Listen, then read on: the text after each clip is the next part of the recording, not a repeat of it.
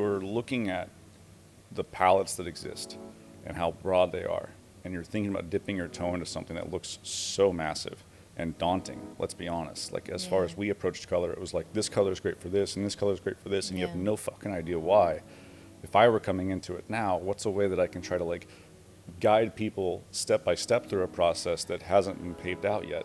Mark Wade is one of the best floral color realism artists in the world. We've known Mark for the better part of a decade now, and he's a great friend of ours. He's done multiple guest spots at Eden, and he was a presenter at our 2023 Eden Winter Symposium. In this episode, we discuss color theory and the scientific process of color mixing, tattoo ink composition, tattoo longevity, how Mark got into tattooing, and how he's built his career to what it is today. This episode was a lot of fun, and it's going to be a really great listen, especially for tattoo artists who do realism and color.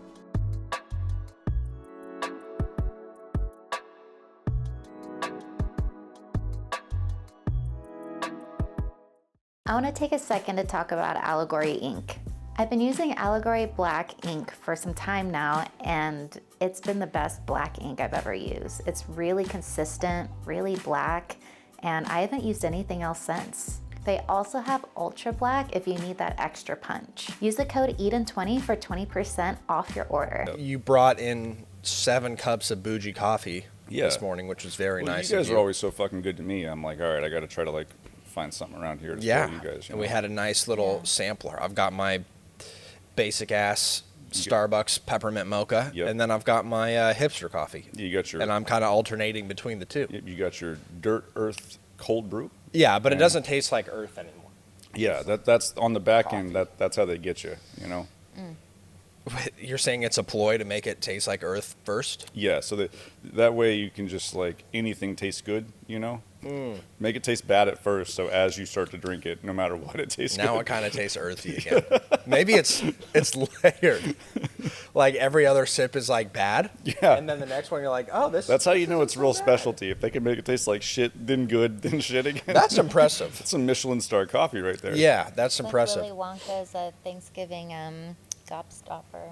You know Yeah. how he goes through all the meals as okay, you from the movie. eat it? Yeah, from I the was movie. being fucking dumb and thinking that, like, there was a gobstopper that tasted like turkey. I'm like, that sounds I fucking wish. I bet they gross. could do that in real life, but I wish. think that's the bit, is that it wouldn't be very Is good. it still considered candy if it tastes like fucking Thanksgiving? It's a good point. I don't know. Well, Because then, like, sweet potato casserole with marshmallows would be a candy. Yeah, but also Mexican candy's like spicy, but also yeah, that's sweet. what I was thinking too, Yeah. but yeah. Yeah. Maybe it depends on the culture. I don't know. I wouldn't want candy that tastes like turkey. Like, I wouldn't want to eat a Snickers bar that tasted like fucking mashed potatoes. That would probably make me vomit. Yeah. More. If there was one that tasted like faces, though, would be good. Yeah. Well, no, you need to be. For me, yeah. For most people, bath salts all the way. You know. Yeah. And that's our podcast. Thanks for watching. Thanks for watching. Okay, so your first podcast, not I like it. blackout. Yeah. Oh, this one. Yeah. Yeah. We could change that. No, that's okay. Yeah, we don't really have time. The coffee we'll have to do. Yeah, for sure. Coffee does feel like straight cocaine in my veins. It is so strong. It's pretty intense. I will say too, since that pod, I stopped drinking. So it wasn't because of that Really? pod. It was just kind of like, You don't drink at all anymore? not really. Like, if there's a celebration, you know, Christmas rolls around, like, sure, yeah, why not? But like, I was doing it for like workout benefits.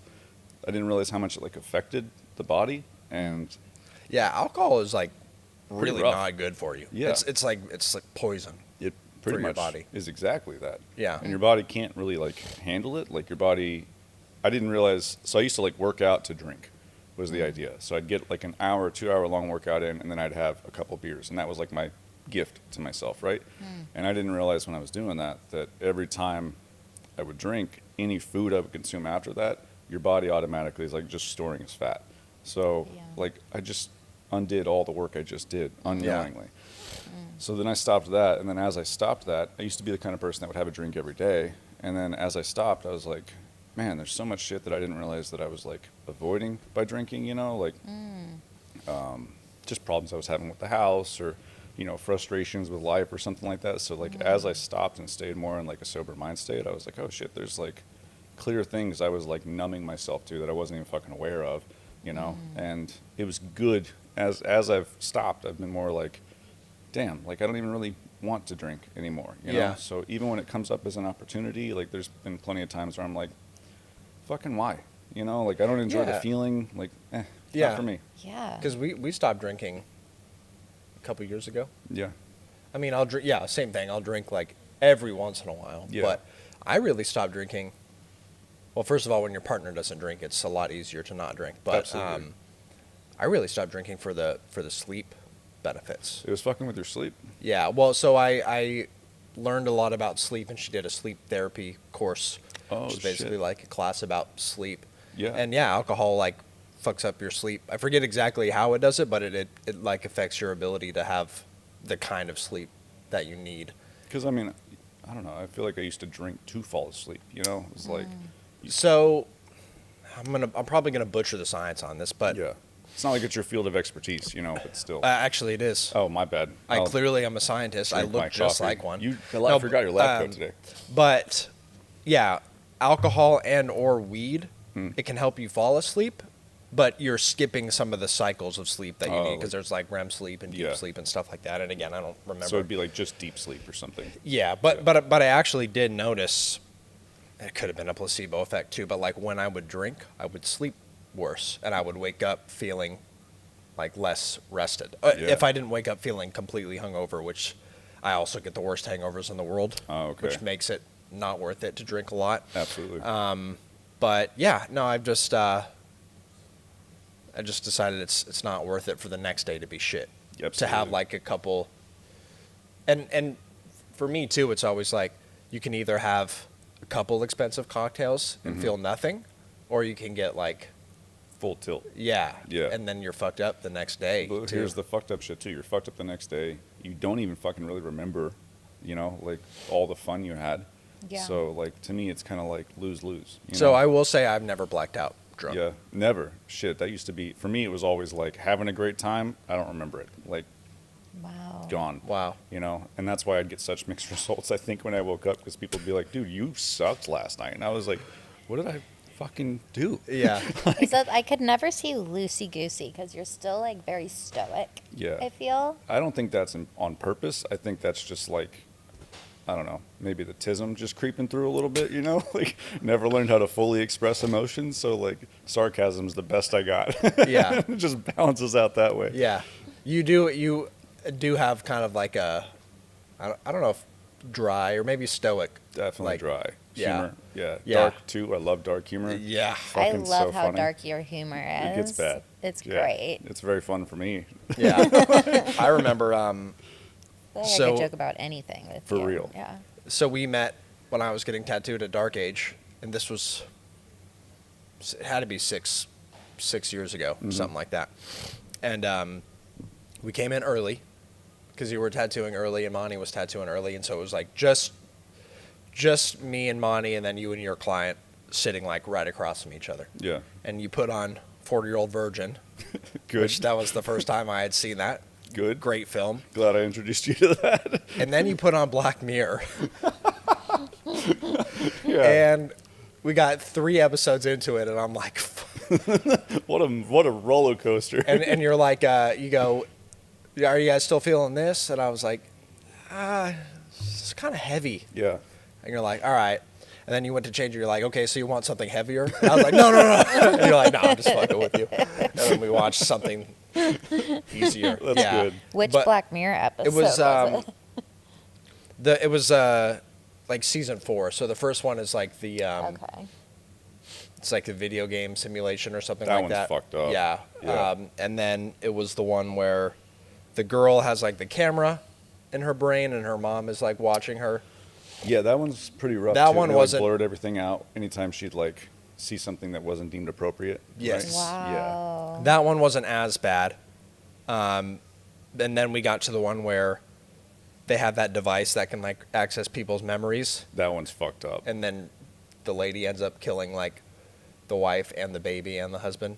We've all done it. Yeah. You know, it happens. And at the end of that one, that's when I was like, Too much. Well, you go some shops too that like not pointing any fingers, but like some shops will play like horror movies the whole fucking time through their tattoos and stuff, and like that's my God. hardcore, man. Like I will say when I was at Love Machine, they had Tubby TV, When, Yeah, when did you go to 2B. Love? Where did you This get? was that the inside of the arm? Yeah, this is my inner bicep. Okay. It was June 2022. Okay.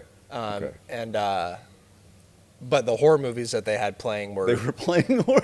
yeah, they were playing horror movies. One of That's them was wild. Doctor Sleep. It was like a Stephen King one. Okay. Which is actually pretty good. And then they had this it was called like Teardrop or something, and it was like a bad movie. like made bad or like it was Made just so bad. Oh, okay. Like- so it was shitty horror films. Yes. At least they kept Which it I'm in the actually middle. a fan of. Yeah, Yeah. because it's like it's not scary. Like when it's more so like, bad it's comedic. Yeah, it's more but like then you still funny. go home and you sleep with the light on because it's a little fuckery, you know? Yeah, it Yeah. was. Yeah, it was so bad. So, yeah, I guess some shops play horror movies. I will say, in one of my other sessions with Monty, he put on Training Day. That's a classic. Yeah, Yeah. and I was fucking zoned in. Yeah. Such a For good like movie. 2.5, 3 hours until mean- finally I'm like at the end of the movie and I'm like just staring at it and Monty's Yeah. like, "Yeah, we're almost done." I was Like, what the I was fuck? like, "What?" So, So maybe action films are like the way to go. That way your adrenaline's just dumping the whole yeah, time. and that one is, yeah, that's High yeah, pace, yeah. So Yeah. yeah, if you're looking to zone out during a tattoo, That's the way to do it. put on some That's Denzel. That's good to know. You know, Because like I've tried doing like audio books and stuff like that, and I feel like every time I try to do something productive while I get tattooed, it's the stupidest fucking choice I could make. Like I can't never do in that it. headspace. Yeah. No, I can't. I can be productive, but Yeah. I also have noticed too. Maybe I don't know. Maybe it just all sucks, but when I was getting tattooed by Rember, I was trying to like watch football at the same time, and it sucked. But Like the then softer kind or like the American kind? the real kind, Oh, okay. the American kind, I was like obviously. black and white for sure.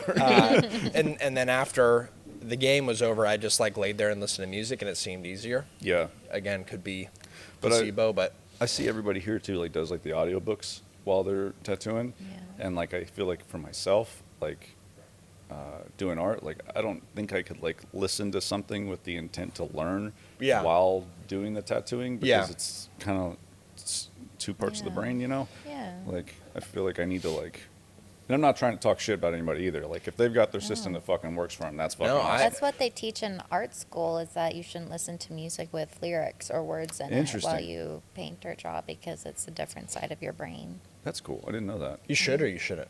You shouldn't. Yeah, interesting. That's why when I paint or something, I like listening to classical is like typical or like just anything Oh. with no Yeah. Interesting. words. Because I wonder that same thing. Because like, there's no way that I could listen to an audiobook while I'm working, or like I also can't like listen to music while I'm reading.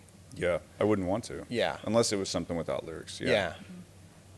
But that's interesting. Yeah, Yeah, I I've don't- always wondered how they do that. Listen to books and tattoo. That's what I've been thinking the whole time because like I wouldn't be able to follow a story. Like I don't mind like a little bit of like shit talk. That's fun, right? Because like it's all just like not serious and you're not really having to care about what you're thinking about. But I feel like if I were trying to listen to a story, I'd be trying to pay attention to like, especially since I'm bad at paying attention to characters being developed in a story over Yeah. time. I don't know if I'd be able to track that well, you know. And sometimes when I'm reading anyway, something will give me a thought while I'm reading, and then even though my eyes have followed the words for 6 paragraphs, I haven't taken any of that information in. So I Oh, like got to yeah. go Oh, back yeah, and I'm the reread it. same way. Yeah. I can't read anymore. Yeah. I can't and read. with audiobooks, I'll like listen to it for And zone out. yeah, Yeah. and then I'll be like, fuck, I got to go back. Where did I even leave off at? Yeah. Have you ever had it happen where like you do that, and then you like all Fall right zone back out into again? it? Yes. And then you 'Cause- go back, yeah. and then you go back like 2 or 3 times, and you're like, fuck it. I'm just missing I'm this just part. missing this part of it. I do Or you that with find out it wasn't even podcasts. that important. You're like, oh shit. Yeah. Like I could have skipped this part. It Yeah. didn't matter. Yeah, for Yeah, sure. I do that all the time. I suck at paying attention. Yeah, because I feel like what it does is like reminds me of that thought I was playing with whenever I fucking had it Sure, initially. you yeah, know? So I'm sure, just yeah. right back it's like in a it. vicious cycle. I'm gonna Yeah. I definitely want to get into tats. Something that's so cool about you as an artist. You're definitely someone that is really fun to talk like logistics of tattooing with, all the Thanks, man. technical side. Yeah. You're very analytical when it comes to tattooing. I feel like you definitely have like both sides of the brain, but I think you definitely have a large analytical part Thanks, man. that plays a part in your tattooing. you did a seminar at our symposium, That was the very first fun. one that we did. Yep. And the whole thing, you had like, you've done the math, you did charts, you learned about what colors are in each tube of ink, Right. what makes what color, and like learned and figure out just Our foundation, really. the foundation of all the inks. Yeah. I'd love to just tap into your brain and just kind of talk about color with you because you're a mastermind when it comes to that. Thanks, man. Not good at fucking compliments, first of all, but I appreciate it. It's not something I personally feel like I'm a master of, you know, but all the information's out there. Like, we just gotta, like, read the bottle and kind of get familiar with that. It definitely makes things easier to understand what the color's made of. One of the things I talked to you about after that seminar that I ran into was seeing how different it was across brands. You'd see certain things cross over. Yeah. But I'm sponsored by Fusion, right? So like I hyper focused on them.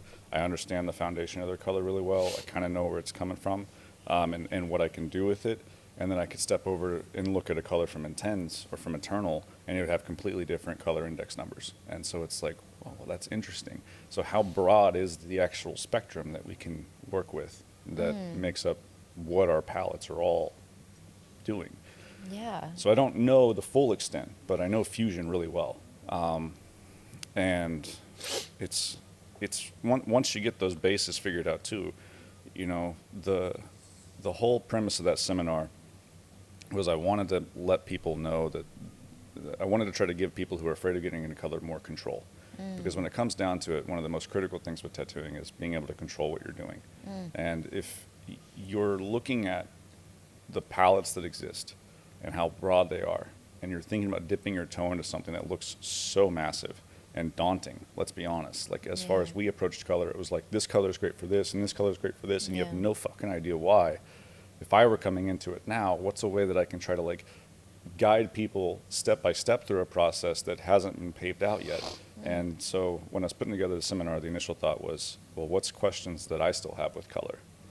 Now, I think long term this wasn't the best angle, because I had a lot of people after the seminar walking up being like, dude, what are you fucking talking about? So like I had to kind of dig back into some details and clear some things up. So I think I may have like made it more geared towards like artists like ourselves who are like further into this and like already have a good understanding of the color. But it has kind of made it to where when someone does have questions, I can really break down, especially with Fusion, exactly what it is that they need to kind of like get where they're trying to go with it, and keep it really simple. So in order to kind of get into the ingredients of it all, you think that one needs to know basic, oh my God, why am I forgetting the word? Color theory? Yeah. Of just like what color mixed with what color is what color. Yeah, so paints are different, right? And I think if you're going to get into painting and then try to bridge that theory over into tattooing, you are dealing with different pigments somewhat. Some of them are the same in theory, but if you're using brown, for example, which I can't think of the CI number off the top of my head, but say you're using brown, it pretty much directly translates to transparent iron oxide red. Well, that's going to behave differently if you're expecting it to behave like burnt umber, right? Those two colors are not going to do. And it's transparent, right? You can't use it on its own. And if you're using it and you're expecting it to do things that burnt umber is going to do, you're going to have different reactions. Yeah. And so that's kind of the issues that I kept running into, was like, all right, well, if I'm using brown, the complementary color to that would be blue. So why don't I just use like a pure blue? And then you'd mix, say, blue concentrate is what it'd be in Eternal with just a pure brown. It would not gray out or desaturate. In fact, it would sort of tilt one way or the other, depending on where those colors line up, right? And so I put all those colors on a color wheel and then mapped them based off of where they lined up off of, had like a little sensor that would tell me what the color data was. Instead, I would scan that and then I'd plot it on a color wheel, right?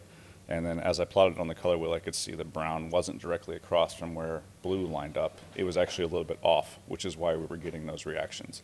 And then understanding too that it was transparent oxide red and not like a burnt umber, you're going to get inconsistencies of that. So, yeah. So so seems like some of the biggest things that I took away from that seminar, and that maybe you were trying to convey, is first of all, I think maybe just putting some science or some reason behind, like maybe some typical phenomenon that some tattooers have, where you're like, you might notice like, oh, when I mix this color from this brand with this color, like it doesn't quite look right, or it doesn't quite look what I expected it to. And so to kind of account for that, you kind of broke down like what are the actual colors in each of these inks. And if I remember correctly, depending on what colors you're using, there might be other colors within that color that are having a different kind of reaction with some other color that you're mixing it with. So, primary example, atomic yellow by Fusion, right? It used to have a different CI number. Now its CI number is 21095. Like, they changed that. So the base of that color is now behaving differently, even though it's the only color in it. It's that and white. So if you change that, how it was behaving with your palette before is going to change too. Maybe only slightly, but those little variables, if you're working for efficiency, matter, right? Yeah. If you're expecting it with just a little bit of this other color to tap in, and it kind of pushed the color just a nudge, especially if you're getting like some like real transition, it doesn't behave exactly the same as what you've studied, then you're going to be trying to figure out why. And so if you can identify why, then you can at least be like, oh, okay, like I have some reason, you know? It's cool because, and I feel like I have to talk about this too, because especially like a moment ago when you're like, yeah, you know, because tattooing isn't the same as painting, and trying to bridge that gap. And then I really recognize, like, we say pretty opposite things, even though we do similar things, we say pretty opposite things. So I'm sure like anyone listening is all like, oh, yeah, that's exactly what you teach. I teach the bridge between painting and tattooing, how it's so similar. But I guess the difference is I focus more on value, while you focus on the accuracy of color. Well, and with yours, like, you know, yours is very fluid. Yours is very much like you're figuring it out as you go.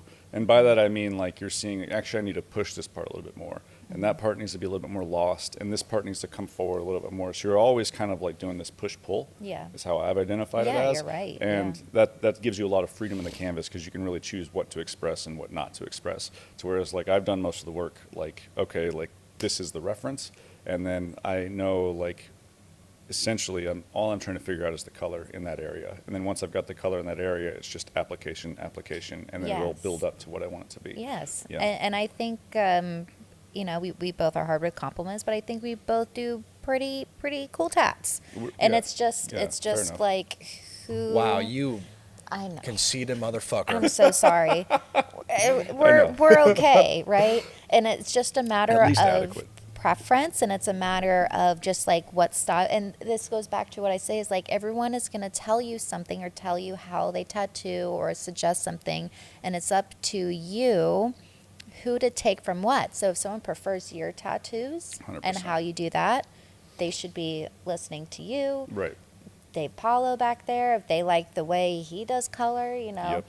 So not necessarily, no one is wrong or right. Yeah. Everyone has their way of tattooing. There's 100 ways to skin a cat, Yep. like you said. I know how much you love skinning cats. Yeah, done it a lot. Faces. But yeah, I think that's really interesting, the difference. Because for me, when I think of like burnt umber or anything that has to do with the underpainting, I just do deep red. And the way I translate that to deep red from Eternal is because you can get the same value and close enough. So I've always found that interesting about that approach, because the deep red from Eternal is red, purple, and black mixed together. And deep red from Fusion is red and black mixed together. So I had that conversation with you after the seminar where I was just like, dude, like they're so close. And then I looked at Eternal's makeup and I was like, actually, that's fucking purple in there. So to me, burnt umber is more like orange, right? And like this is what I find fun about it, is even though like if I were to translate the color directly over, it isn't technically accurate. You've still found a way through application and through study for it to literally translate the same. And so to add fucking fire to what you got going on with the thought is like, yeah, absolutely. Like there's, you know, 1,000 ways to fucking skin a cat. And so like it doesn't, there's no precisionally right, this is the only way to do it. And I think through our careers too, we were fortunate enough to come into it whenever everyone was having that dialogue of does realism even fucking last?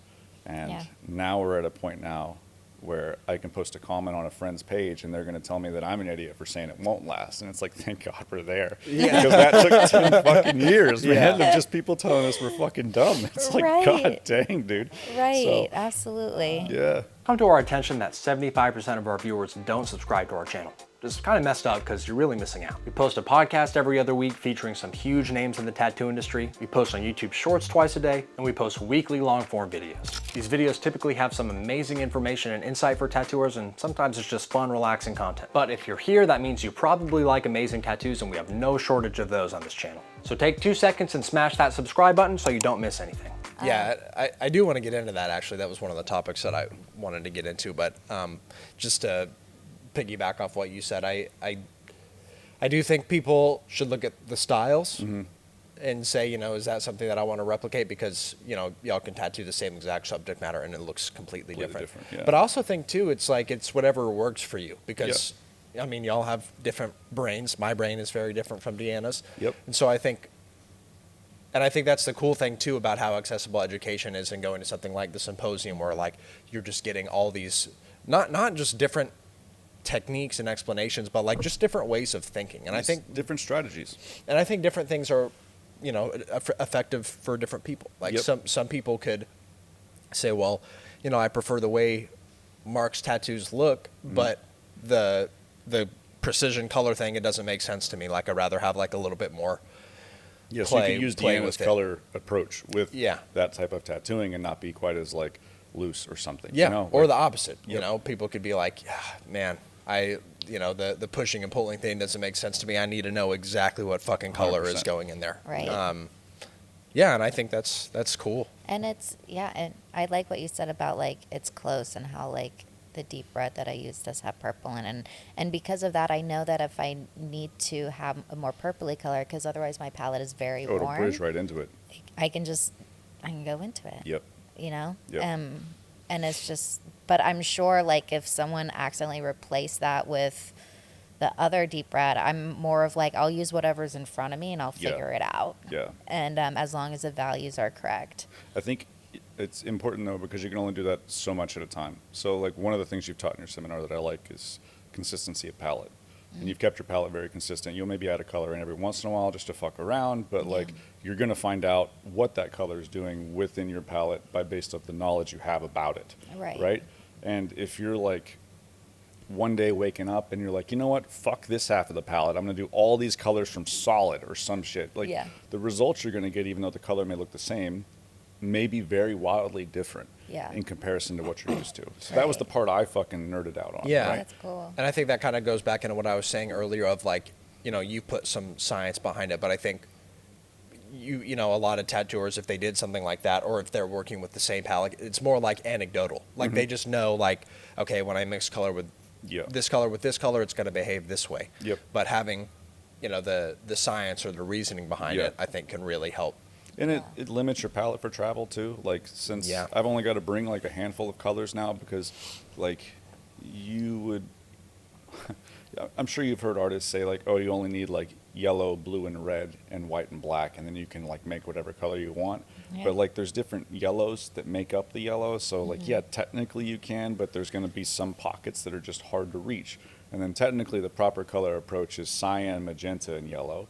That's more accurate. Right. And those colors are, I mean, magenta is a very difficult color. The light fastness is really bad. The pigment size is really bad. Like all those things make really massive complications for trying to tattoo with it. Yeah. So like even when I did the color plot, I'm segueing off, so I apologize. But when I did the color plot, there were these 2 massive holes in the color wheel. And like if you look across tattooing, it's like, yeah, of course there's these massive holes. Like the pigment in those areas is bad. And like it's just really hard to tattoo with like magentas or like what's the other spot of it? Obviously, oranges and yellows don't do the best over time either, but the yellow like pigment size is so small. So when you have these huge holes, it's like, yeah, no wonder, man. Yeah. Why do you think it's so tough to make magenta? It's not that it's tough to make magenta. So like a lot of the colors, Or like a good one for tattooing? it's the pigment is very transparent. Yeah. That they make it with, and you know, our molecules that we can use in a tattoo, a lot of these have been tested for the last 80 years, through human trial, right? And human trial was literally somebody just making pigment in a basement with this CI number and smashing it in someone's skin. Yeah. So if we were to come up with something new, who wants to be a fucking guinea pig? Nobody wants to be like, yeah, dog, I'll give you my arm, throw some new shit in there, and I get a turbo cancer and turn into a fucking goddamn, what's that shit from Rick and Morty, where they like turn into the monsters and shit? A monster. Yeah. You turn into a monster, Yeah. yeah. All of a sudden you're eating people's faces in Florida. You know what I mean? Yeah. Like, that's the kind of shit I'm getting at. Like, nobody wants to do that, and understandably. you Yeah, know? no, that's, yeah. We haven't been able to push out of what we know because how do we test it? And that fucking ties into, like, the restrictions that are coming on color, too. It's like, well, what the fuck else are we supposed to use? Well, You know? yeah, and I mean, not just is this going to give me turbo cancer, but Yeah. you know, It was aggressive, yeah. Skin to skin is so different. Yeah. Placements are different. Yep. People tattoo differently, and so we've had the conversation on the podcast before. Like, it's really hard to like research a lot of this stuff just Yeah. because of all the variables that exist in Yeah. tattooing. You know. Yep. But yeah, that's fascinating. Can you explain to somebody as a non-tattooer, not me, but maybe some of the other people watching, but like when you say like some colors are hard to tattoo with? Let's just keep it at magenta, because magenta is an easy one. It's transparent, right? So how it looks coming out of, we'll call it the tube, is very different from how it behaves in the skin. With that transparency, a lot of the times a pure magenta color won't look as dark as it does as an actual pigment. It'll kind of like lose 50% of its value. Now it'll stay like that, but it's better for mixing because the actual pigment itself is a bit flaky in relation to something like white, which it's made of titanium dioxide, right? It's the highest concentration of that. And when you say pigment, are you talking about like the ingredient that makes that color? The core pigment that makes it that tone, yeah. Because like, so you know how like you've seen tattoo artists' setups, like there's that shell that builds up on the top, Yeah. right? That's the pigment returning to its natural state. So that's like the highest And that's why you concentration shake of the that. bottle? Yes, exactly. And so that's evaporating all the stuff that's mixed together to make that like a transferable solution. Like that's all dried up and starts to collect at the top. That's pure. That's the pigment as it is by itself. And so like if you're ever tattooing with magenta, it doesn't really do that. And so you can see how these colors will behave differently in the palette by how they respond. If it has a higher concentration of titanium dioxide in it, which is white, it typically dries out and becomes a harder shell on top. And that pigment itself is a pretty large molecule, especially in relation to like magenta, especially in relation to black. It's a much bigger molecule. Well, what does that affect? Not only does it affect how it breaks down, it affects how hard it is to put in the skin. It affects how the vehicle you want to use to insert that into the skin. So like all of those things differ. Then you have to deal with the skin type itself. So I mean, you can go hardcore if you want, you know, but it's those are so many multitudes of factors. Well, and it's all fascinating to me, and I think I don't think I explained that like simple. I'm sorry. No, it made sense to me. But if Okay. it doesn't make sense to you, I think what's really interesting is about it is, as tattoo artists, there are so many things that y'all do every day that have whatever the scientific reasoning is behind it. But again, you just put these anecdotal things to it. We're like, oh yeah, magenta is just hard to get in there. But it's fascinating that you can do some research on it and you can determine, oh, it's actually because this is the color that makes magenta. This is the way it is as a molecule. Why. Yeah. Just fucking knowing why, man. Yeah. That's all I wanted. Like, is there a roundabout way I can get to a closer magenta color that may be better? Let me mix red and purple together and throw some white in there. It's not exactly magenta, but it does seem to be a better color. Yeah. You know? Okay, I'll use that instead if I can. And if I can't, I can't. Then I'll tone something with magenta, you know? But yeah. And I think it's so interesting. I sometimes I relate things back to my music background, but like in music, you have music theory. Yeah. It's kind of like, I don't know, the science or the math behind the music, and some people they don't give a fuck about it. Me, I thought it was so cool. And maybe it's just because I have like a more analytical brain, but like if I could break a piece of music down into like, okay, what's the theory of this? Yeah, I love that shit. Shit's fun. Another thing that I think I remember from your seminar too that I think could have big implications is you were talking about how, like a lot of these signature artist sets, a lot of the ink colors in there may be like let's just say you have an orangey color. Yep. That's from a signature artist set. Yep. and it could be very similar to like a regular orange for that ink company, but it's got some other ingredient in there. And Yeah. that was something that you needed to be aware of, because if you use that color to mix with other colors, if How's it that was going to behave? Yeah. We don't know. Yeah. You know, or at least you could figure out, like, maybe you could get closer to understanding why it's behaving differently. Or maybe you could try to find a pocket. Like, I still have a couple colors that are pre-mixed that I just like, you know, and I'm not trying to encourage people not to do that. Yeah. Try colors out, you know. It's just, if you can read the data on them, that's so helpful. Like, Yeah. that gives you so much more control. And it's not hard. Like, it's on the back of every bottle. Just punch the number into fucking Google, write down what that is, and then whenever you see that number come up again in a different bottle, oh, there's yellow in that. Okay, that's simple. You So know? have you memorized a lot of those numbers? A lot of them, yeah. Wow. But that's just by, like, interacting with it, you know? That's so cool. When I stepped out into, like, other colors, there were colors there that I was like, I don't know what this number is. I need to look it up. And that's fucking okay, you know? Like, it's not necessarily, if you can understand 4 of the 5 or even 1 of the other 2, and then you can kind of look at it, that's a close enough general assessment to know kind of what it's going to do. Yeah. But you don't need to, like, be definitive on each one. It really helps, I think, in understanding how it's going to interact with your palette, especially whenever you get a good palette down, and then you can bring in another color, like you brought in the Spanish gold. Yeah. Right. So when you brought that in, it fills a pocket where you may have a hole, and Yeah. there's a lot of utility in that you can use. You know. Yeah. Yeah. It's so interesting to me. It's fun. So I did want to talk about like tattoo longevity. Yeah. Because I think, and And we haven't talked about it on our podcast, I don't think. yeah, we've Oh, talked shit. about it just like a little bit. Yeah. But Barely touched on it. I feel like you do a really good job of talking about it and showing your work healed man. over the years. Yeah. Which I think is super important. And I also think that part of it's a testament to you as a tattoo artist, because you've been so fucking cold for a really long time. Like Thank you. when I was getting tattooed next to you 6-7 years ago, like your work is like, Thank you, brother. I mean, obviously there's differences since then, but it was still Yeah. like at that time is just fucking incredible. So I think you've just been really good for a long time. Thanks, and man. it's been practical for you to study your results over Yeah. time. Well, I mean, through all of it, all we're doing really is collecting data, right? Obviously, I've had plenty of tattoos that haven't healed well. Obviously, I've had plenty of tattoos, especially doing floral.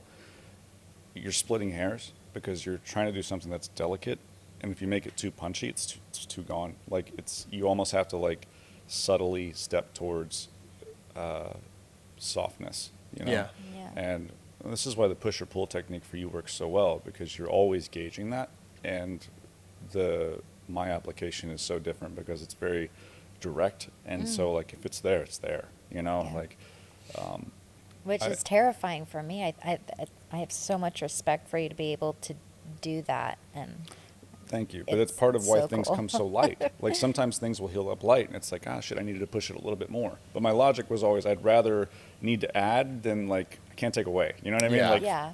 once it's there, it's like, well, shit, you know? yeah. But, like, there's some colors, too, that, like, yellow and orange are a great example. The light fastness of those colors just doesn't do well over time. And I think it's a realistic discussion with the client to say, like, hey, in 10 years, colors aren't going to be the same. And if you want to come back into it, we can get it like 99, 98% back of what it was. It's not a bad maintenance time. You know, like, if somebody wants to come back in 10 years and brush through it again, dude, fucking right on. But also, I like the natural healing process too. And Yeah. I like tattoos fading is just part of it. Yeah. Well, I think this is an interesting discussion. It's not something that people talk about too often, Yeah. you know, and a lot of the comments are like, well, what's it going to look like in 20 years? The problem is tribal won't even look the fucking same in 20 years. Yeah. Close, but it won't look the same. That's so, true. Like, what's our litmus test for this? Like, how are we It's gauging this? subjective, and that's what bothers me when people are so they're so determined to be like, no, this is gonna look like shit because it's gonna fade. I know black holds the best, Yeah. right? So that's why I always have a black foundation. Mm-hmm. And so if all the color disappears, at least you have some black in there. Yeah. But what makes fading so bad? Well, whenever you're doing soft edges like yours, on like, especially when I've seen you do a lot of flowers, some of it's so loose and soft. It's like, oh, that edge won't stay. It's like, no shit, that was the fucking point. You know what I mean? Like, that wasn't supposed like to be it's called sharp. a disappearing edge. So like, there's a there's a gap in logic there I haven't been able to follow, and maybe Yeah. that's because I'm too like I'm surrounded by people like yourself, where it's like I'm just in this echo chamber, right? And I don't even realize I am. But I've tried to have that conversation. As fun as it is to talk to shit online, like I've tried to have that conversation in the comments where someone just drops some random one. It's like, okay, let's talk about this. Never turns into a conversation. It's just Yeah. them basically, you know, waving their dick around then running. And it's like, all right, man, I like bet they do some sick tats too, right? not even tattoo artists. I know, Most of them are tattoo artists, or Never. they're super old Yeah. tattoo artists. And like, if it were an old tattoo artist, I think there'd be room for a general discussion there. But I think that's also partly why that conversation died. Like, you don't see that anymore. And it's not because people are stupid and said, no, this is just what we're going to keep doing. It's because it stopped losing its reality.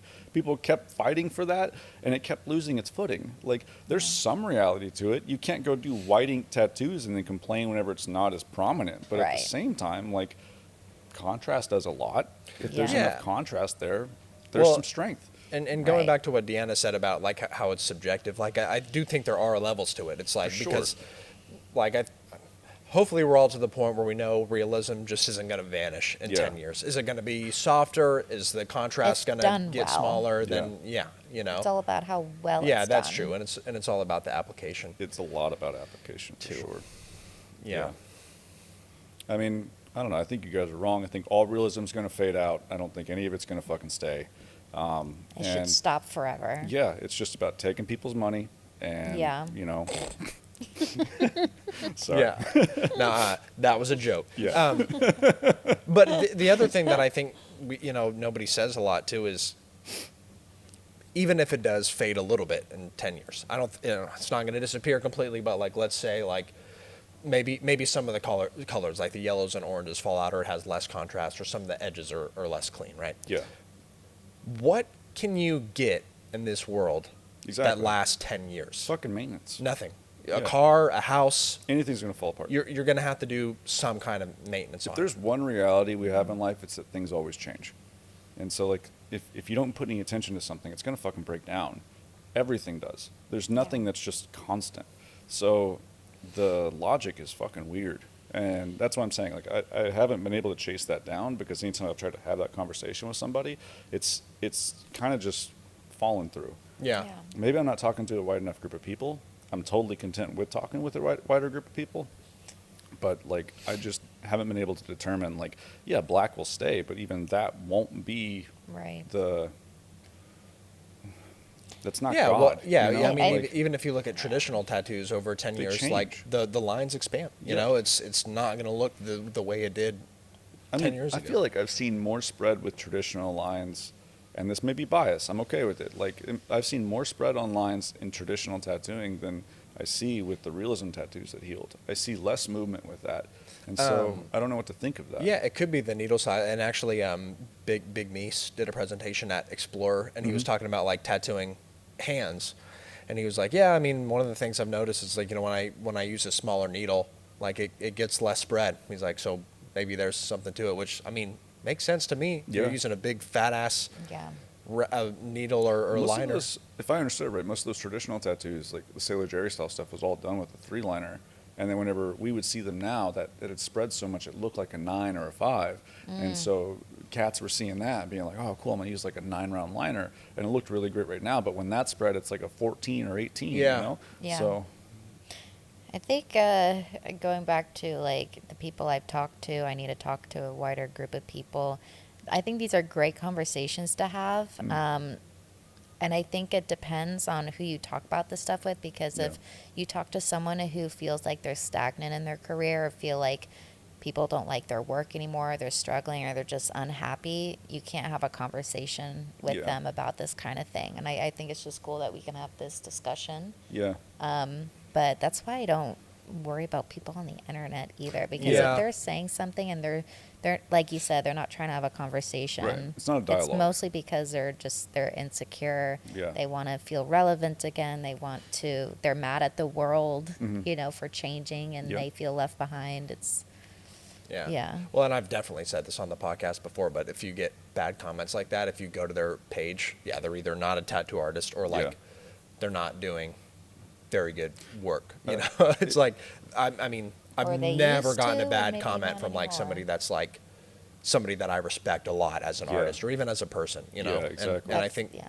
I think that's just, I mean, it's not just a tattoo artist thing. I think it's like a human nature thing. Like a lot of people like Yeah. see other people doing really well and they don't want to like take accountability for it, I guess. Yeah. They want to be Shame's like, an oh, interesting thing. they're taking this other aspect to it. That's, Yeah.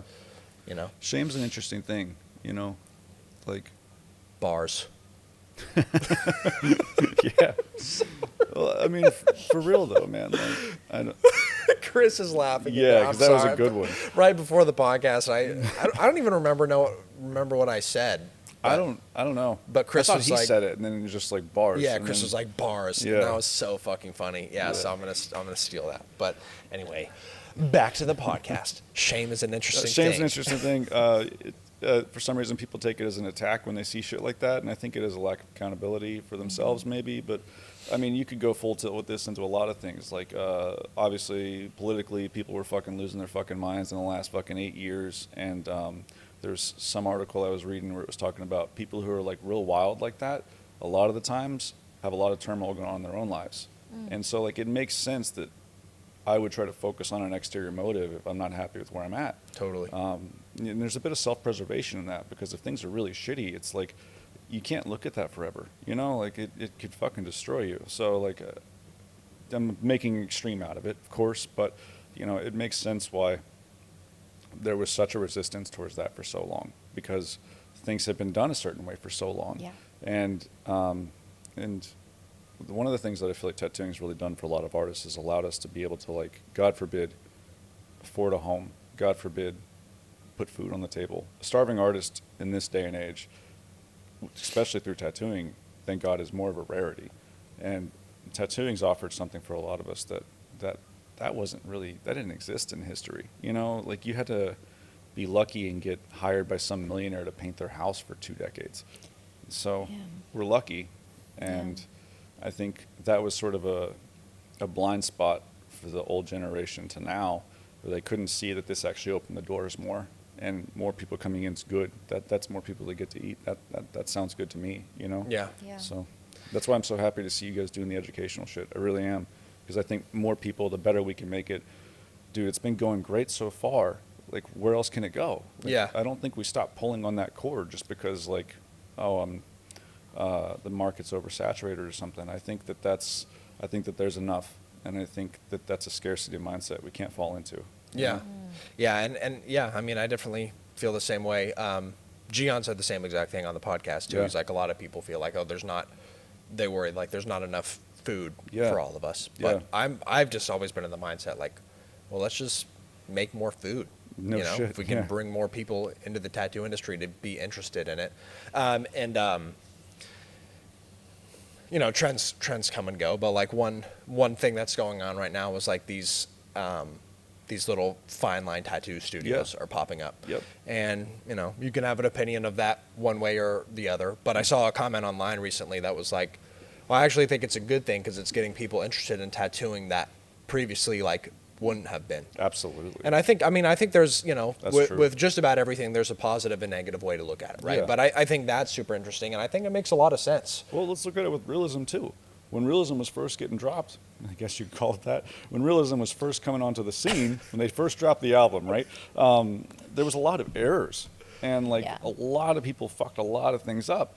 But we built off of that scaffolding, and now we've figured out a way for it to work.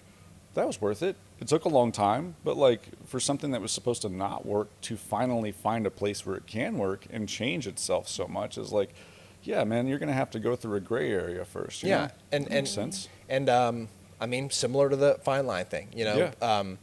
especially with art, everybody has a different idea of their aesthetic and like what style or subject sure. matter works for them. So like back before realism was a thing, you know, probably a lot of people looked at traditional tattoos and they might like me personally, like I love the way traditional tattoos look, but Absolutely. I personally prefer to have realism on me. Yeah. So before realism was a thing, you know, you might have had all these people that were like, no, that's cool, but tattoos aren't for me, Yeah. you know, and then they see stuff that's like, oh shit, I can get a tattoo like that. Dude. Yeah. And then maybe, Yeah. and then who knows, once you start getting realism, maybe you have a deeper appreciation for traditional tattoos and you start to branch out or whatever it is. But I think as artists go too, we all just appreciate good work. Yeah. You know, so like if I see good traditional tattooing, I'm like, fuck, that's clean. You know, like I Yeah. can't Yeah, disrespect that. yeah. Yeah. It's about the art. That's what it should come down to. And, you know, I remember when I was first getting into fucking tattooing, flipping through magazines, I thought realism tattoos were paintings.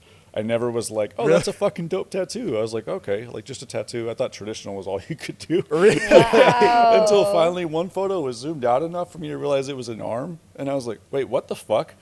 That's a tattoo? And then I showed my mentor at the time, oh yeah, it doesn't stay. And I was like, that doesn't fucking stay. I was like, dude, that's fucking cool. I don't even care if it doesn't stay. I want to do that. Yeah, and that's wild, and that's this, like, you know, it's part of this big trend in the tattoo industry, but this is that novelty conversation. Sure. That it's different now because, I mean, it still happens, but nowadays you'd be hard-pressed to find somebody that sees a realism tattoo and they're like, I didn't know that was possible. And back Especially- then it was happening all the time. Yeah. Because there were only a few people doing it. One of my favorite tattooers and people and two-time Ink Master runner-up, Gian Carle, is giving a seminar here at Eden in January.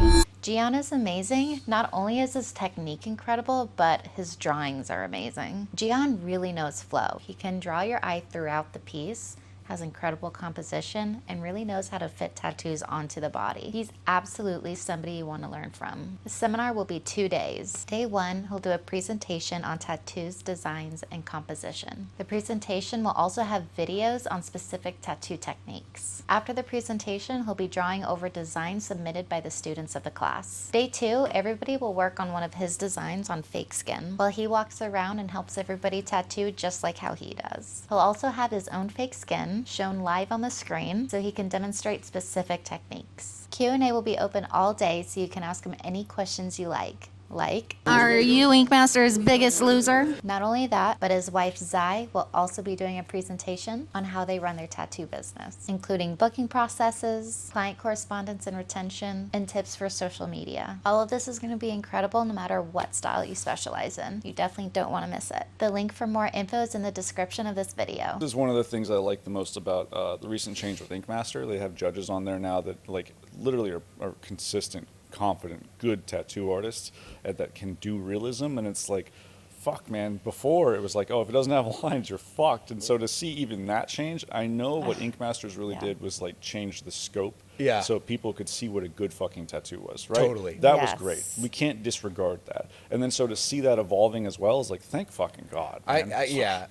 I'm glad it has evolved. I Yeah. still think they're so far, but like on her season, Yeah. like this is like 7 years ago. Yeah. Like, you know, you'd have Chris Nunez being like, yeah, why doesn't your tattoo have an outline? And I'm Yeah, like, yeah, of even 7 years ago, I'm like, Like- what? Yep. We're You sitting know? in the shop in Dark Age being like, this fucking guy. Like, what the fuck is he And talking it was about? for a pixel rose that I did, and they asked why I didn't That's have funny. outlines on each pixel.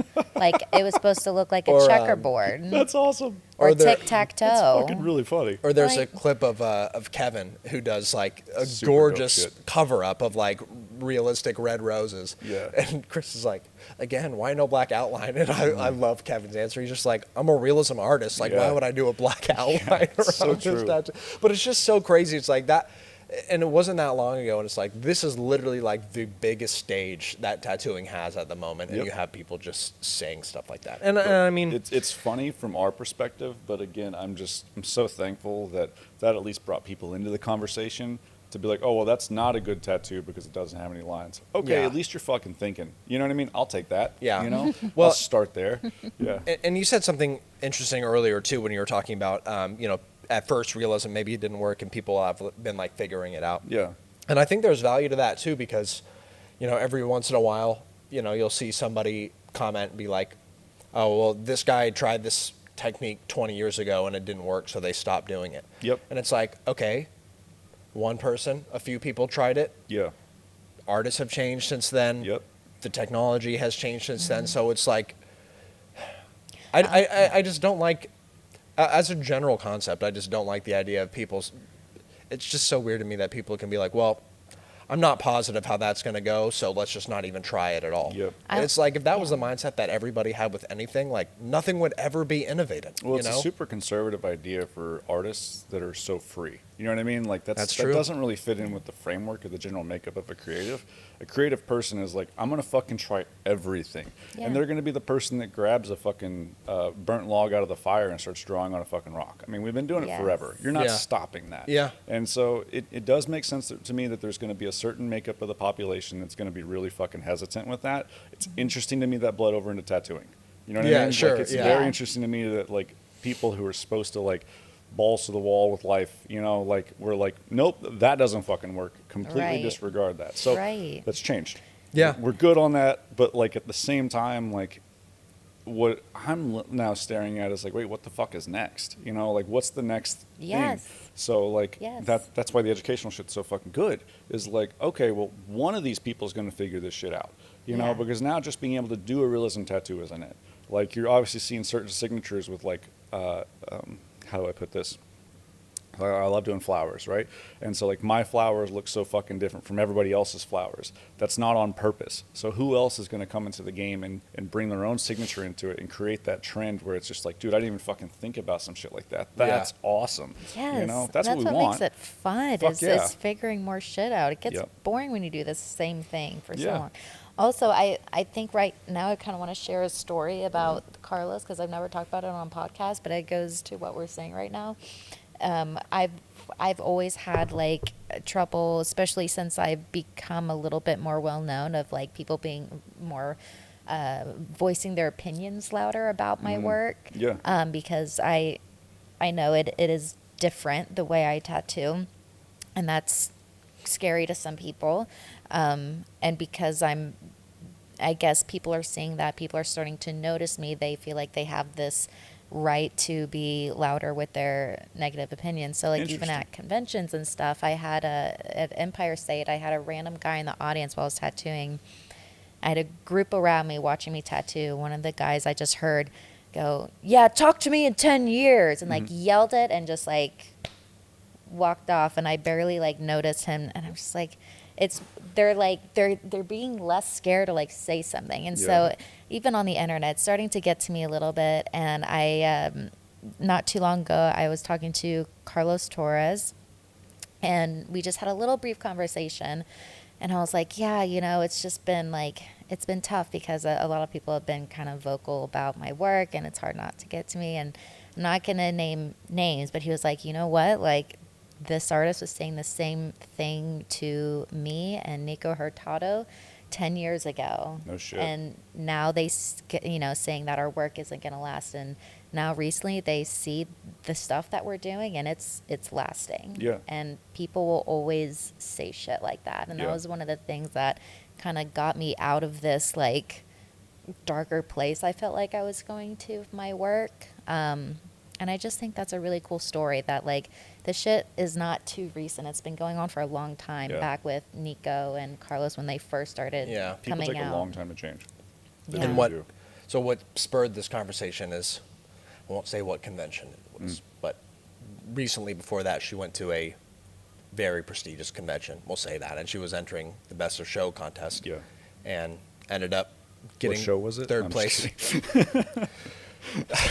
Just joking. It's a Sorry. secret. No, but, she ended up getting third place, and some of the judges were like, "That should be, that has to be first place. It's different than anything we've seen before." Cool. And some of the judges use that as an excuse to be like, "Well, we don't know if that's gonna last. Like, Yeah. it's not a painting. It's Yeah. a tattoo." Is what they said. You know. I forget where I was going with That's that. why they said I got third, though. Yeah, and Because I yeah. was going to get first, but then they said, well, we don't know how it's going to last. And then Interesting. I got third. Yeah, it's I don't know. It's just Just such a 'cause the weird scale of mindset your work, though, to me. Like that, I like that you're going the leg panel route because, like, no matter what, with this scale, the contrast is heavy enough. Like, that's fucking staying. Like, Right. so with the fine line tattoo, a lot of the stuff that you're dealing with is because it's so small. The readability over time isn't going to be the same. Yeah, right? Of yeah, course. totally. With that large, it's like no matter what, the general bulk structures of that anatomy is going to stay there. You know, Yeah. I wondered. I almost feel like too. Like, I wonder if that's even easier to touch up in 10 years than like Abso-fucking-lutely, it traditional should be. tattoos. Because if you have a traditional rose and everything's spread and everything is packed as fucking solid as possible, like, Well, what I are mean, you if going to it's do like to a that? full traditional back piece, you know, like Well, I mean, yeah, but that's anything at also that the scale is scale, gonna yeah. be solid over Yeah. time. This reminds me of a story with that I heard about Moshkow, where like obviously he's one of the first guys doing graffiti faces, and whenever he was first doing them, people had the same reaction. They're like, "Why the fuck would you put graffiti on a face? That's ugly. No." And so he put into a few contests. The first one he did was in Philly, and the people were like mad that he did that, and he didn't fucking care. He's like, I'm gonna keep doing it, and like the dude's built a huge style and name for himself doing that, and it's like because he found what represented him. He was authentic Yes. through that, you know. Well, it's kind of like what Yes. you were saying. Isn't that what this whole art thing is to be about? No, I You think know, we're all isn't supposed to it- fall in line and just do what everybody else does. Yeah. Yeah. No, you're right. Yeah. We should all just keep doing the same thing forever. Just forever, yeah. Don't innovate change anything. Try to keep it the same. But no, over but and seriously, over. like art is, you're supposed to push the envelope Absolutely. with it. You're supposed to Yes.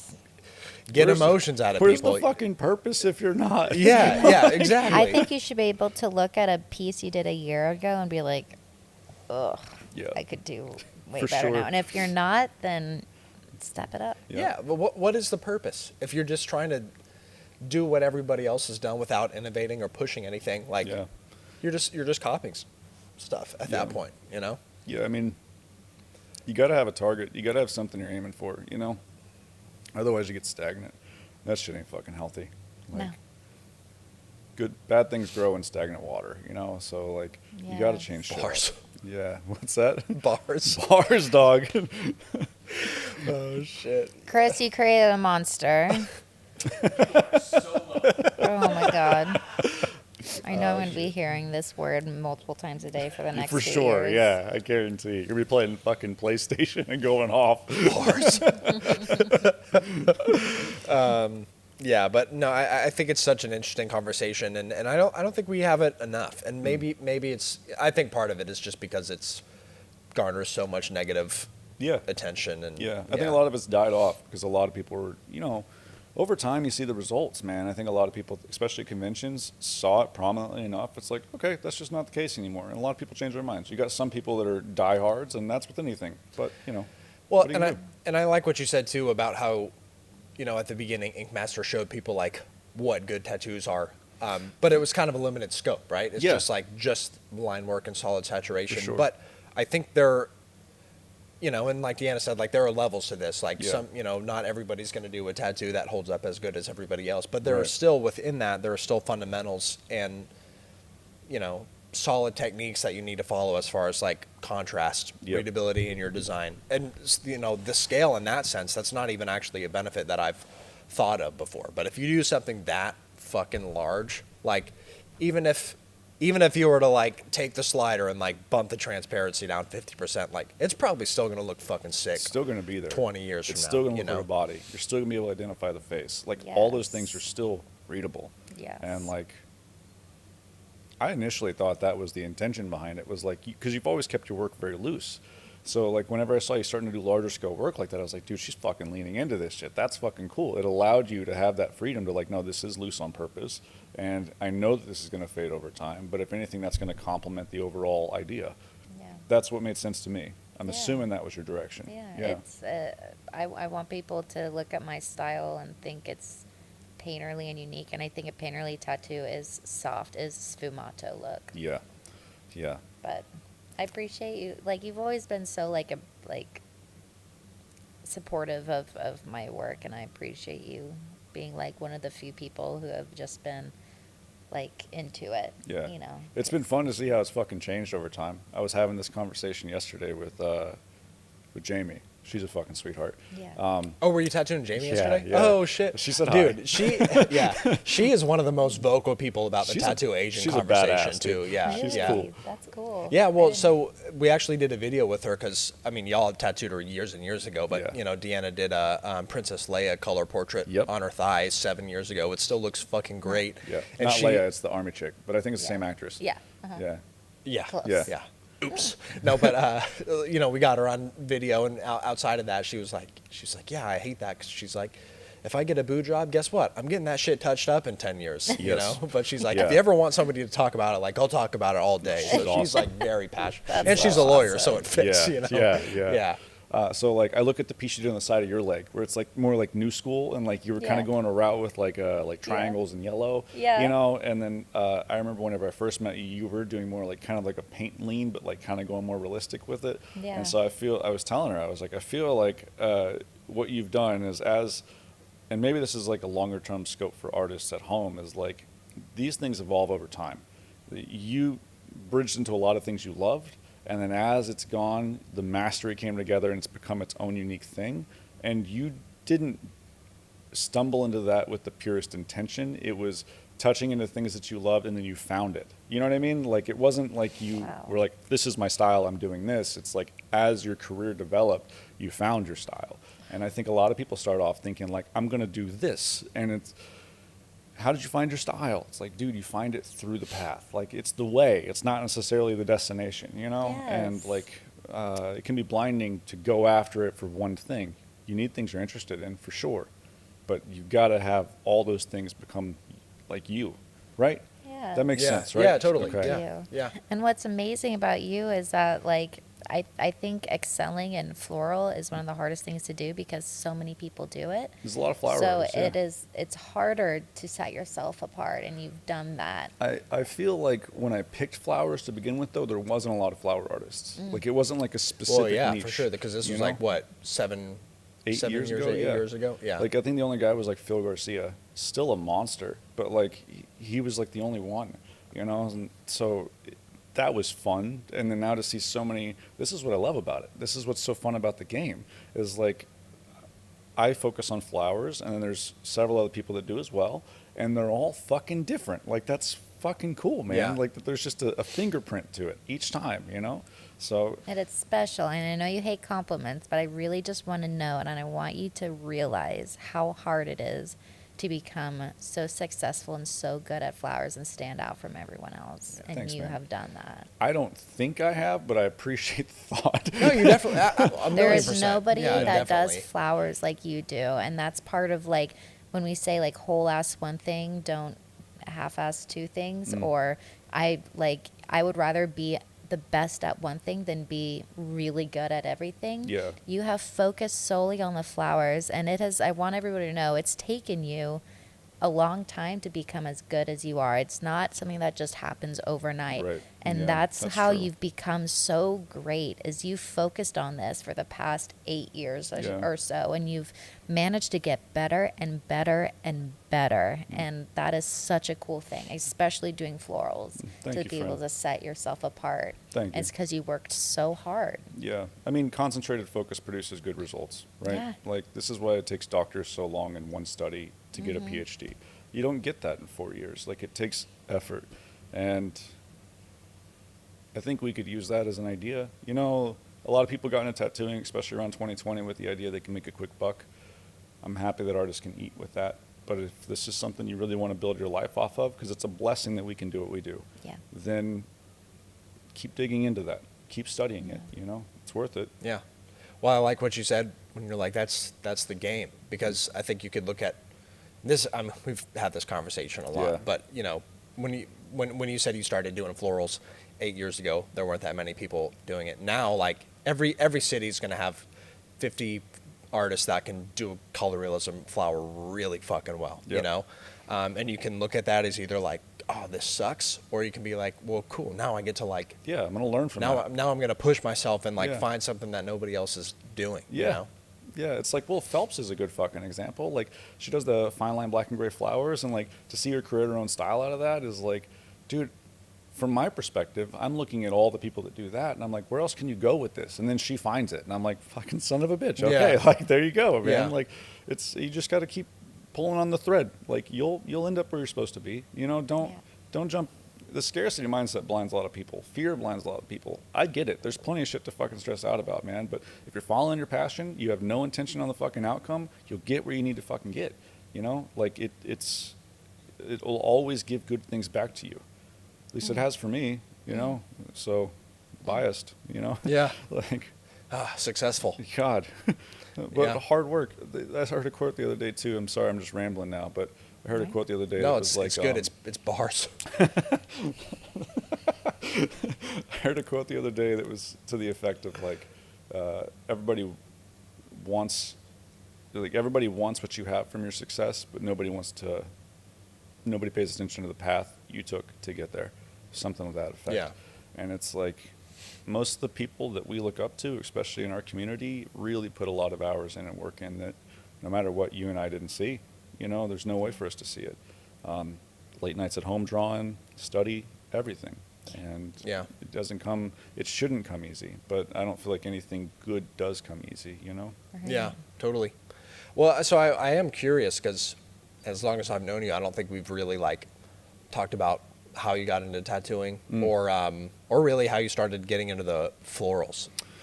Well, those are two separate answers. Well, let's start with the florals actually. I'm a little Okay, bit more so with the curious about florals, that. I had a mentor who was saying the overall idea of it is whatever it is you think you can be the best at, if not the best, number 2 at, pick that and go for that with laser focus. And by determining what you're the best at, you can be the best in your shop, then you can be the best in your city, then you can be the best in your state, then you can be the best in your country. And so my philosophy on that was, well, no matter where I end up in that, I will at least have a career and I could do this for a living. Yeah. So my base is covered and then my long term is covered, right? Yeah. So I looked at who was the best at florals, and I'd noticed in my own art that I had naturally already kind of leaned towards organic style stuff and was like, well, I like doing this. Maybe this is the way to go. What could I focus on in this niche? Saw Phil and was like, I don't know if I can be better than him, but I think I can be as good. And that would be worth it. So I told my assistant, Kelly, at the time, I was like, let's only book flowers. Let's put it out on Instagram and let's just start there. And that was... You said let's only book flowers. Yep, I only wanted to do flowers. I'm like, I'm going to go down this path. And how long had you been Wow. tattooing at this point? 5 or 6 years. Okay. Yeah. And how did that go when you were like, People booked, like, filled it up, and I was like, this is great. And then the learning process has been a long time. But I like doing it. Like, I was having this conversation with Dave Paolo the other day. It was like, he likes doing faces because each time it's different. And like, I feel the exact same way about flowers. It's like, even though people will be like, dude, it's a fucking flower, it's like, there are character differences and color differences that allow me to still feel satisfied. And you got to find what that is for you. yeah, Yes. Yeah. yeah, totally. As far as career, 2012, the world was supposed to end, and I said, well, if I die in 2 years, what could I do for 2 years that I'd love to do? And then I had some sort of scalability in it where I could at least afford an apartment and a dog. Because I'm in high school, you know what I mean? Everybody's asking you, what the fuck are you going to do for the rest of your life? And I'm like, the only class I like is art. That's the only thing that's fun. And where was this? Where'd you grow up? I went to high school in Palmdale, California. Okay. Yeah, it's not the best place. At the time I was going to school there, it was the crystal meth capital of the world. Great community. So you, not heroin, not crystal meth either? No. Oh, okay. All right. I do have a memory of like the first time I saw crystal meth. That was fucking wild. I had made friends unbeknownst to me with the kingpin of the school, and we're in The fucking... school had a kingpin. Yeah, because you'd have like somebody who would distribute to like Sure, the other the people and then children. move that around the school. And he turned around to me in class. He's like, "Hey, do you want to see meth?" And I thought he was fucking with me, and I was like, "Absolutely." He pulled out a quart-size Ziploc bag full of meth and put it on the table. The teacher is like 2 desks away. He's like talking about it. I'm not even processing what the fucking guy is saying because I'm like, "You actually have meth? Holy shit!" A lot of And meth. yes, a lot. Like multiple felonies counts Yeah. with, you know? And I was just like, God dang, dude. And then turned around nonchalantly, put it back in his pocket, and went about his life. He got suspended recently, but he was a very nice kid. Yeah. Yeah. Yeah. Wow. Okay. So Just to give you some inkling of the neighborhood I was in. sure. But, Sure. it's not like that anymore, I don't think. It's not great, but, you know, like it was definitely, I want to say, worse. So, Sure. So you were like, the only class I like is art. yep, only class I liked was art, and is a long career, man. I went out after that thought process. I was like, okay, and I went out and got an apprenticeship, and I said, this is what I'm fucking doing. And then the world didn't end, and I was like, oh, Bummer. I should take this seriously. And so then I started like really diving into it and saying, how can I make a career out of this? Because I didn't want to do the typical. The funny thought I think about now is like I didn't want to do the desk job and sit on my ass behind a desk, but now I sit technically behind a massage table. Yeah. So I didn't get too far away from that, but I'm happy. I'm happy I picked purpose over money for sure. Totally. Yeah. So when did you move to Texas? And why? I was born in Texas. Okay. So when we lived out there, I moved. Where did I fucking go? My dad had cancer, and my mom had a stroke. So when I moved out here, I moved just south of Abilene, Texas, because my aunt and uncle had passed away, and they had a home. So I was planning on fixing up that home so my parents could move out and live there. And in that process, my mom and dad just ended up buying a random spot in Oklahoma. And I was like, okay. And that kind of like made it to where like what I was doing, there was no point for me to be in Abilene. So I started applying to jobs. My wife at the time was like, why are you here? Like you should go like work with the people you want to work with, kind of relit that fire for me. And so then I applied to Dark Age, and that's where I really started to learn a lot. Was this Maya? Yep. Oh shit! Y'all Yeah. been together for a long time then. A good amount of time. Yeah. Yeah. No, she. I mean, when you meet your one, you know. Yeah. You know, and that's what it was for me. It was like it was kind of annoying, to be honest, because like when I met her, the first 24 hours felt like 2. And I was like, dude, I can't fucking hang out with you. Like, time isn't real. This Yeah. isn't fucking fair, you know? Like, you want to spend time with someone you love, and then a week turned into a day, and you're like, son of a bitch. Like, Yeah. this is not fucking cool.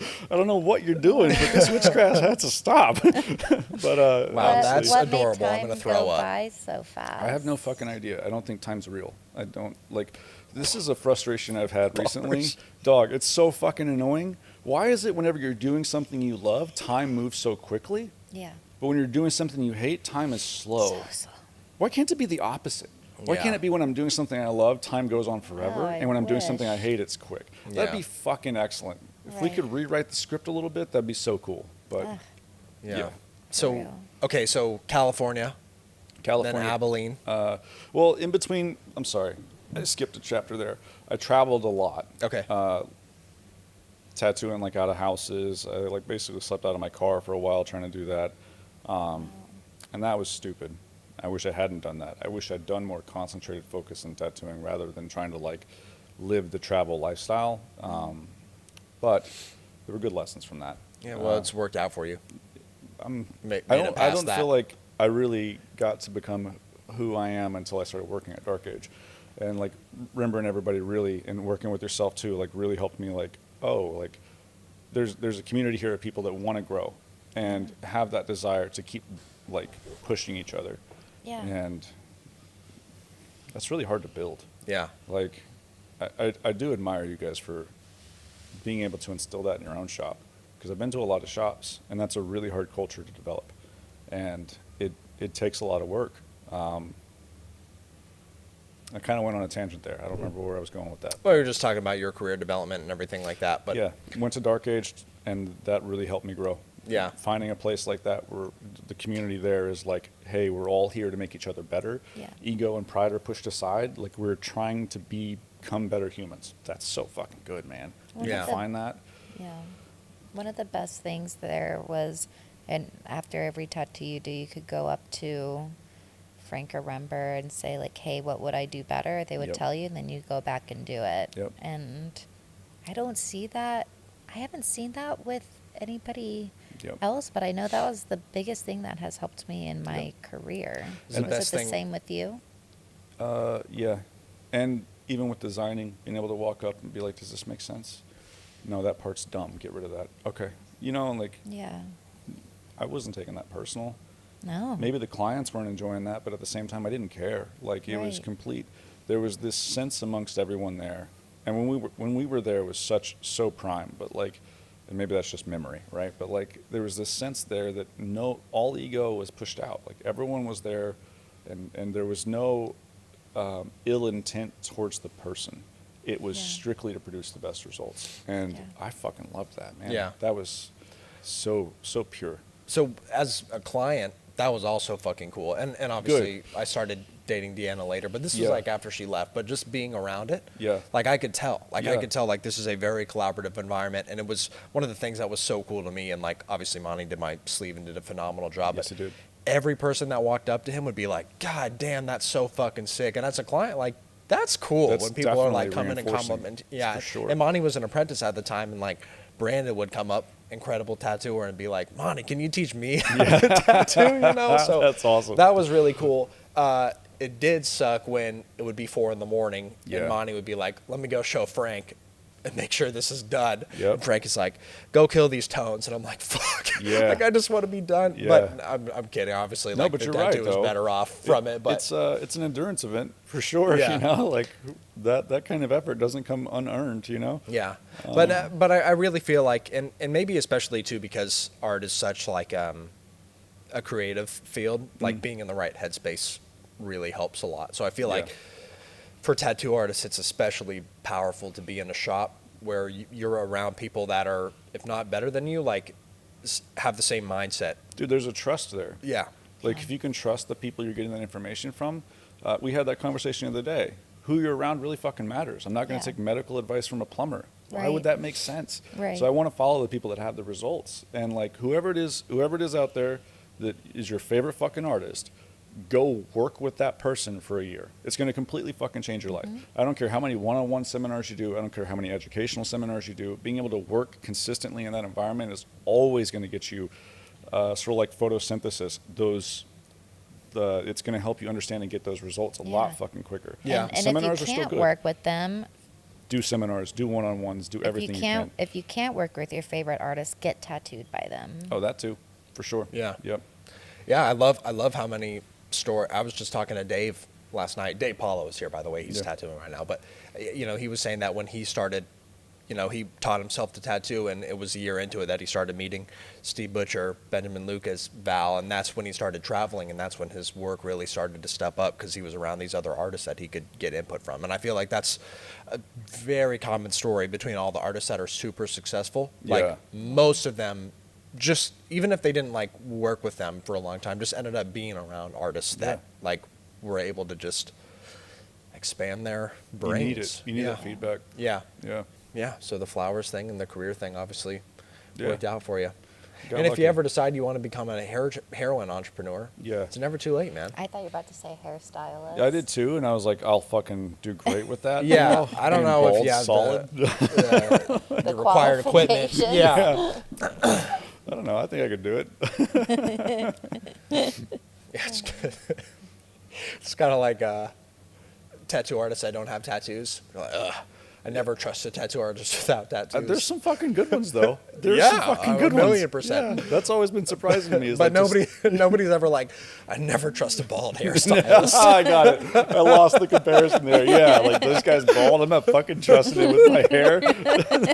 He clearly doesn't know what he's talking about. It's not racist, but it's like something like Yeah, that. You know what I mean? Like it's like, I'm not, Should bald people have rights? definitely not. Like, as a bald person.